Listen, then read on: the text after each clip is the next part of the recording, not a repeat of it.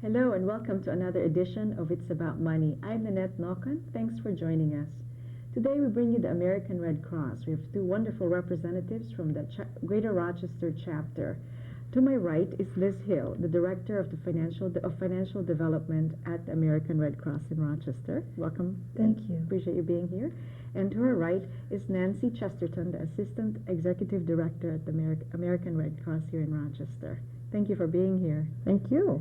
A lot of people hear about the Red Cross and all the good things and see the good things that the Red Cross has done, but I thought that maybe you could give us a brief history of the American Red Cross here in Rochester. Oh, that would be fun to do.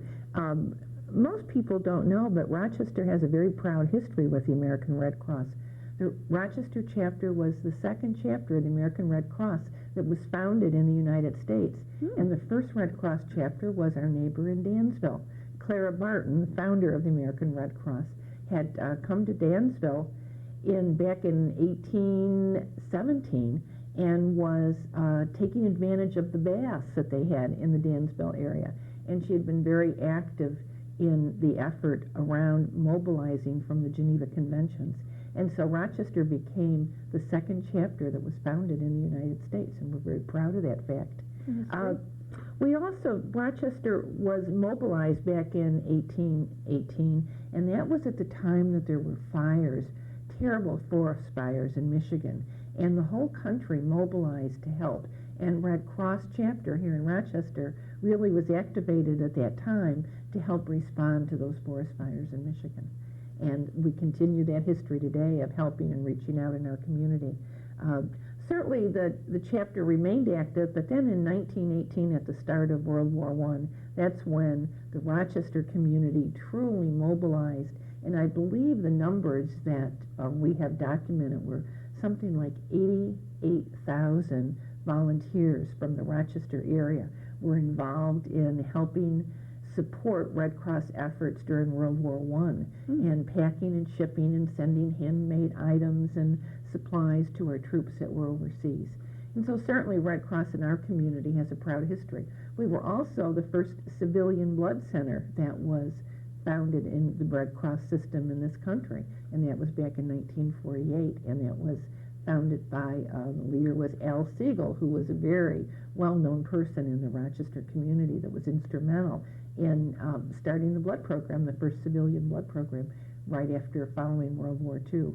So Red Cross has been active and involved and has had a long history in our Rochester community. Certainly, over the years, the services have expanded from wartime activity and disaster relief to including other things. Our disaster response today has mental health activities associated with it. We now today offer health and safety training programs to thousands of people in the community, and other community-based kind of programming. Yeah, that's impressive. Well, thank you for sharing that, Nancy. That's terrific. I didn't realize all those firsts in Rochester, you know. Yeah. And when you talked about World War I, it's like, wow, that's like a big part of the community. 88,000. That's Yes, impressive. yes. That's really great. Let's talk about money. After all, it's a money show. How does the Red Cross raise money? Well, we do that with the help of the dedicated volunteers and board members that we have at the Red Cross. And what we do is we try to communicate awareness of the programs that we do and the services that we provide to the community. That's the best way to let people know what we do, and then we know that the community will support us. We build relationships by inviting folks to come to our chapter and see firsthand the work that we do. And we also ask all of our board and volunteers and donors and friends to support us. And some of the ways that we do that is through direct mail. We also do special events, and one of our largest events is called Fire and Ice, which is a benefit for local disaster relief. And this year, because of September 11th, we had to cancel it. But this is a major fundraiser for us for disaster relief, and it raises over $120,000 for the chapter. So it's a wonderful event. And we also have in May another event coming up, which is the Fleet Casting for Caring Sport Fishing Tournament. And we do that for water safety programs. So we try to tie everything that we do with the work that we actually provide, the services that we provide to the community. And so hopefully when folks hear about what we're out there doing, they in turn will support us. No, that's a great tie-in because then you have people who are participating who would eventually benefit from the Mhm. services, and you have more incentive, I suppose, to help with money and time when events like that are in place. No, there's been a lot of them, and you've mentioned two fundraising events. What about the actual events that happen where Red Cross help victims? What type of disasters, or maybe not only disasters, but what types of help does the Red Cross provide? Well, certainly in the time of disaster, and I think that that's something that most everyone is aware that Red Cross does, and certainly on a national level. But we help people every single day in our local community, and we do that in a multitude of ways. We certainly, the blood program is one that folks are well aware of in providing blood and blood products to meet the needs of people in our local hospitals. We help by providing outreach into the community. We work in the Veterans Hospital in Canandaigua. We are there working in the senior programs and the senior high-rises around Monroe County with a program called I'm OK, where we have a simple little tag that hangs on a doorknob that simply says I'm OK. And every day, over 30,000 people hang that tag on their door, and a volunteer monitor checks to make sure that tag is there. We have youth programming. We're involved with reaching out into the community and having leadership development programs for Hispanic youth and African American youth so that we can be developing the future leaders and volunteers for tomorrow. Oh, that's fantastic. So it's not just disaster, it's also trying to prevent crisis Right. from happening. Absolutely. Like I'm OK program. We also have a program work in conjunction with the Visiting Nurse Service, and we provide Meals on Wheels. We are the food production arm of the Partnership for Meals on Wheels, and every day we deliver through the Rochester Red Cross 1,000 meals are produced each day, 5, sometimes 7 days a week, to meet the needs of the elderly or those folks who have special needs in our community that are not able to prepare meals for themselves. Yeah, that's great. I know so many people who've benefited from that. I know specifically my husband's grandfather. He just benefited from that and wouldn't have been able to survive without the help of Meals on Wheels. And also, when people make donations, can they make specific allocations for programs, or do you have a general fund, or how does that? We actually have a general fund, and we hope that people would donate to that fund so that we can help all the programs that we provide services to the community too. We also have a local disaster relief fund that people can donate specifically for that, which would be helping the people that lose their homes because of fires or some type of disaster. If you remember back to 1991 in the ice storm, we had about 13 shelters open. So, that's what the local disaster relief fund is used for.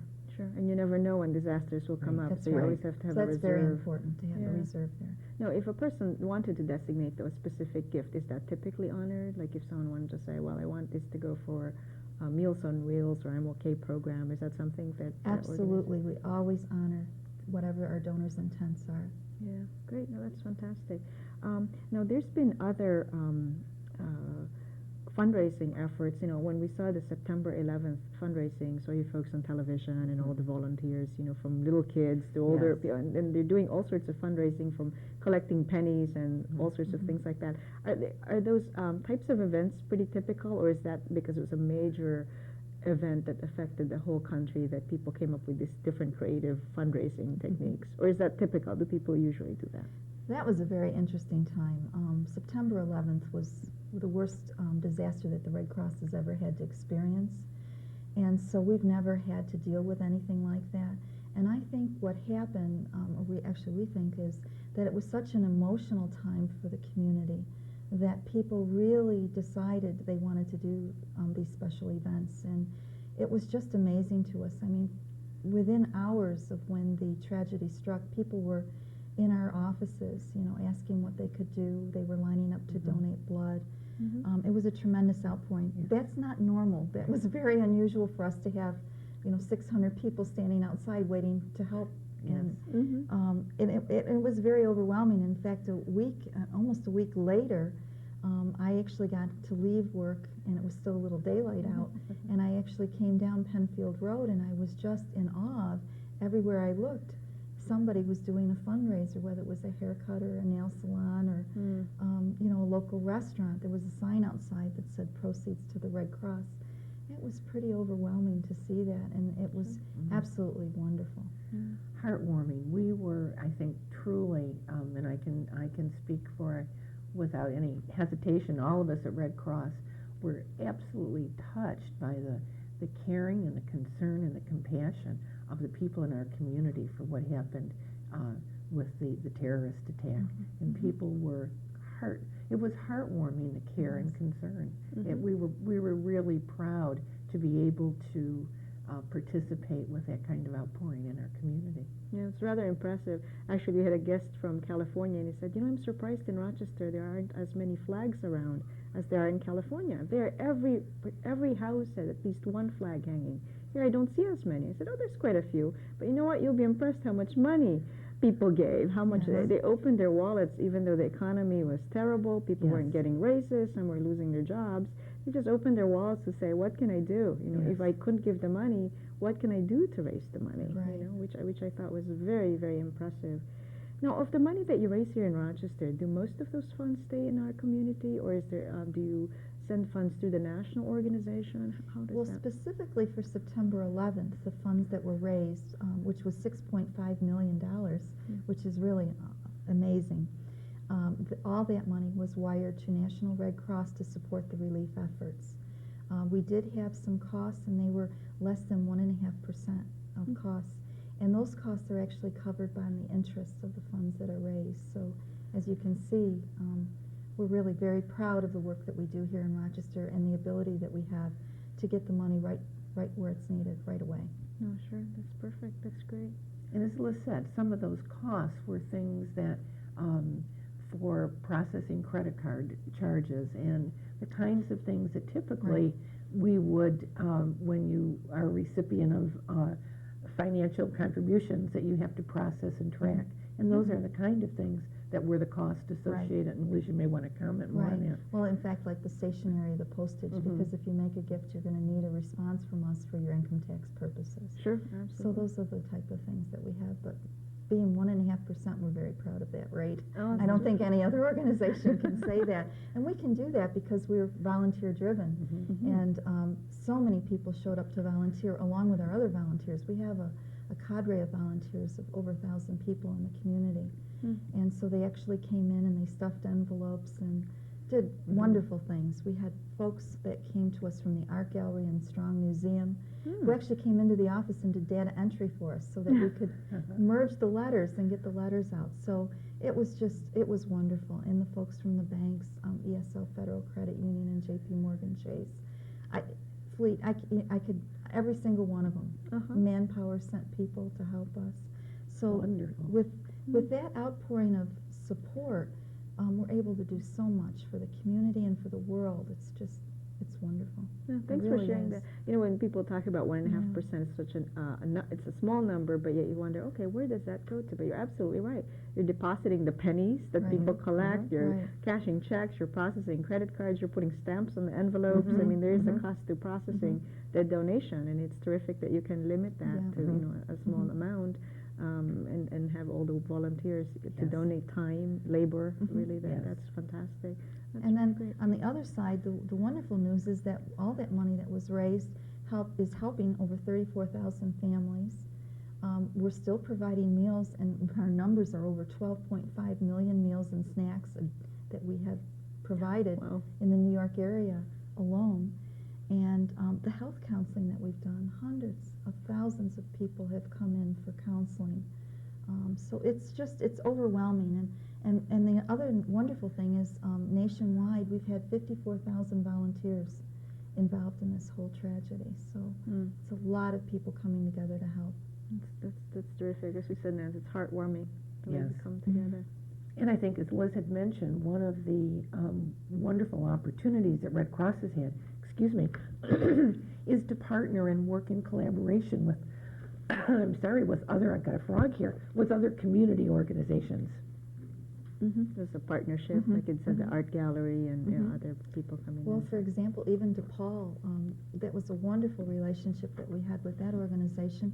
They actually produced T-shirts, and all the proceeds that were raised from the sale of the T-shirts with the American flag on it came to the Red Cross for the fund. Hmm. So it was just wonderful, and it made them feel well too, because they were able to put their folks to work for us and Sure. everybody. It was just a win-win situation for everybody. Yeah, that's great. So many creative ways to help. It's not- Everybody Yes. wanted to do something, Yes. and this was their way of doing it. Right, right.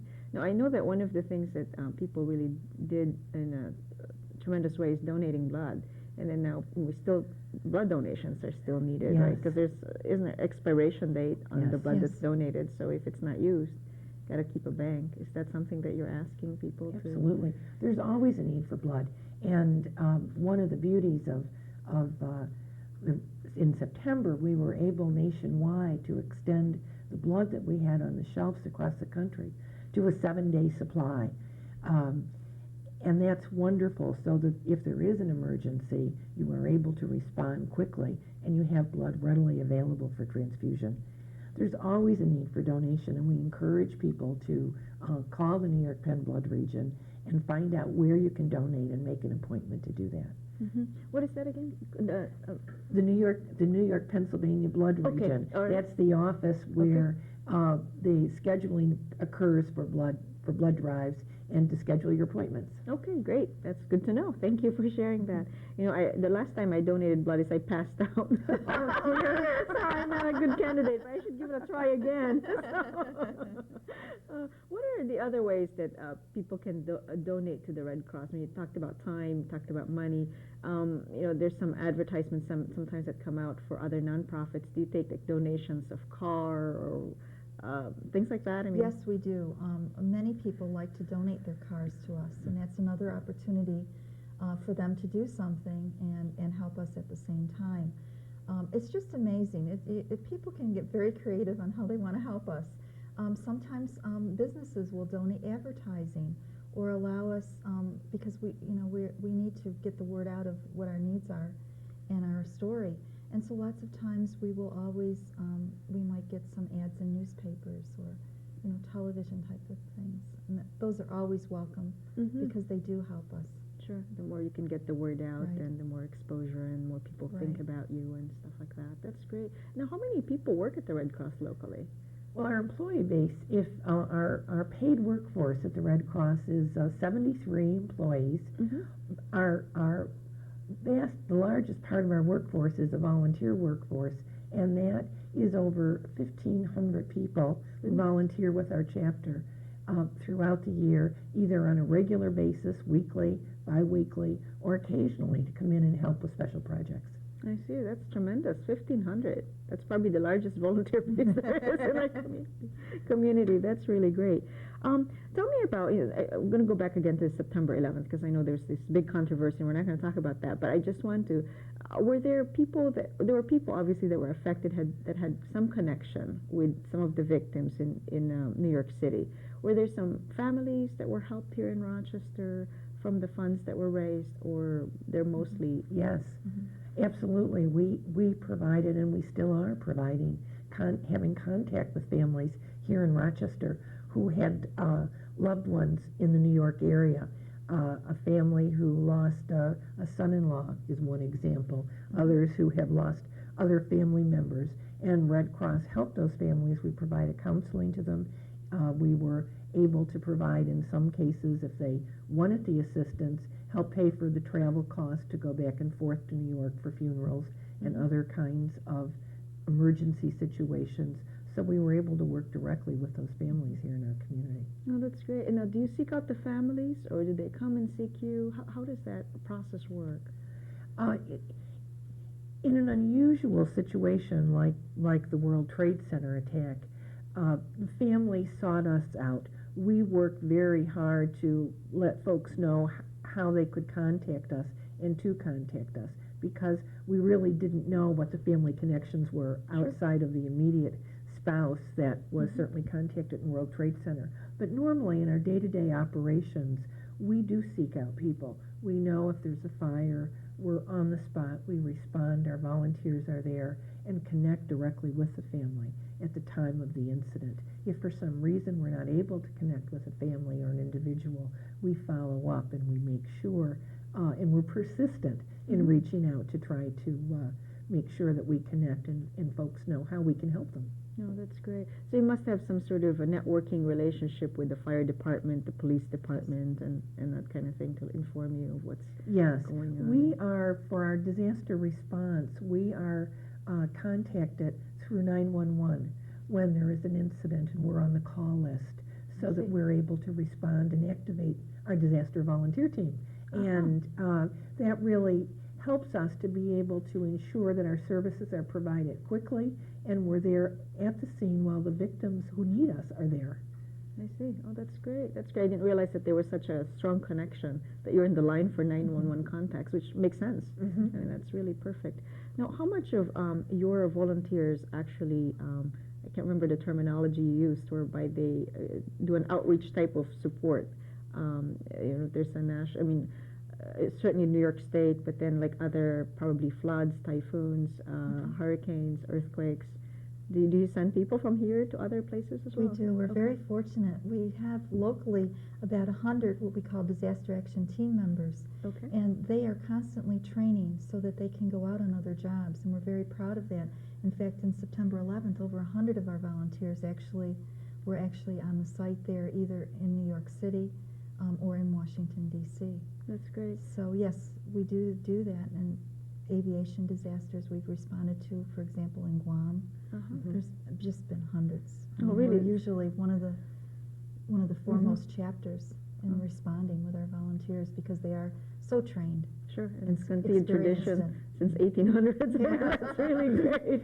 And I think it's typical of our community. The Rochester community is a wonderful community, and we have such a spirit of volunteerism in this community that I think it's reflected also. We see that in what happens at Red Cross because part of our community spirit is so great.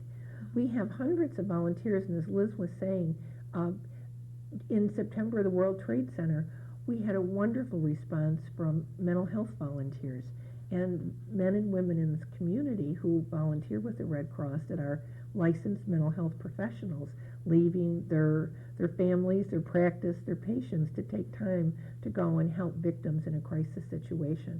And they're a wonderful resource that this community has through their volunteer efforts. And we're so appreciative that they were able to go to, and many of them to go to New York and help respond in that time of crisis, as they do in other places across the country. Sure, that's great. Now, when people volunteered in responding to those types of situations, does the Red Cross, I mean, obviously they donate their time, but does the Red Cross provide for their transportation, lodging, and stuff like that? Yes. So effectively, people are donating their time, and you're providing all the other, supporting them with the expenses that are needed. Yes, we certainly, the organization pays for all of those items, meals, lodging, the transportation to the site. So, okay, so it's their time, and that's really their commitment, Yes. and it's great. If they want to donate, they certainly can. And actually, many of them do. That's the most touching piece of it. Not only do they give their time, but they do give their money. Oh, that's amazing. Right. Oh, that's really amazing. It's a terrific community. Now, is there some sort of ranking among Red Cross centers around the country in terms of how much people give and stuff like that? And do we rank fairly well? You may not be able to answer a question. I don't know, but I just... Well, so many of the other communities, obviously some other cities that are much larger than ours, but per capita we are one of the leaders. No. So that is very exciting for us Yeah, to know that our community cares that much. Sure, and I hope the tradition continues. Yes. Because at some point in our lives, we might make donations and help people. There might be a time that people might themselves be in need, and it's great when people can help each other out, and make it a better community. Truly. Yes. Yeah, that's great. Is there anything else that you'd like to add about the Red Cross? And we've covered some things, but I'm sure it doesn't, encompass everything that the Red Cross does, because you do so many things. Well, I guess what key would be is if you're interested in volunteering or making a donation to the Red Cross, to please call us. And I'd like to give the phone number. Oh, please, which would do. be 241-4417. And we'll connect you with the right people so that you can do that. But we certainly need your help. Okay, so that's 241-4417. Correct. Yeah, so call whether it's time, money, car, whatever. Right. You want to organize a fundraising event or something like that. And if you have any questions about services that Red Cross provides or how to receive services from the Red Cross, you can also call, and we will certainly help you find a service. If we don't have it, one of the things that we do is work with the community and other agencies to make referrals to people, other agencies in the community, or to link people up with the services they need. So certainly not only help by volunteering and making a donation, but call if we can help you, if there's something that Red Cross can do to help you or find a resource for you. No, that's great. So actually, even if you find a neighbor who might be in need, Yes. who might not think of, the neighbor might not be thinking of which resources to contact. One might contact and say, I've got this neighbor or friend, and maybe we can do something, or you might want to contact them or something like that. Now, what is, in terms, some people might be embarrassed to get help, for example. Is there confidentiality, or is that something, because it's a nonprofit organization, is that something that, what is the status of that? Yes, absolutely, that the assistance that Red Cross provides is confidential. Our family client information is confidential. And in the World Trade Center situation, we have contacted the 25,000 people that we helped, and each one of those families were contacted to get permission or to determine if they would be willing for us to share their name to go into a data bank so that other agencies who might want to be available to help or provide additional kind of assistance. So we never divulge confidential information without client permission or authorization to do so, and that's true here in Rochester with certainly with our in the blood program as well as in all of our chapter services. No, it's good to know. So people who might be in need shouldn't fear about getting their information exposed, but just to contact and find out if there's anything that can be done for them or for people that they know who might be in need, not just a national disaster, community disaster, but maybe a family crisis that might be. Currently, we did want to mention that the Red Cross RG&E Community Heating Fund has started, and that's a program where we can help families who have a immediate emergency and are at risk of having their heat shut off or losing any heat without supplies of gas or oil, that we can provide assistance to those families who are not able to qualify for any other kind of assistance from other programs. Oh, that's terrific. So we would encourage folks who have a need, a heating emergency, and are at risk of losing their heating source to call. That's great. Again, that's 241-4417. We've run out of time. This has been a delightful program. I really appreciate having you here. Liz Hill, the Director of Financial Development at the American Red Cross here in Rochester, and Nancy Chesterton, Assistant Executive Director. Really appreciate your time. And thank you, our guests, for joining us today. I'm Nanette Naukan. Thank you for joining us. And if you need to reach me or would like to send your comments, please email me at nnocon@aol.com. That's nnaukan@aol.com. Until next time, thank you.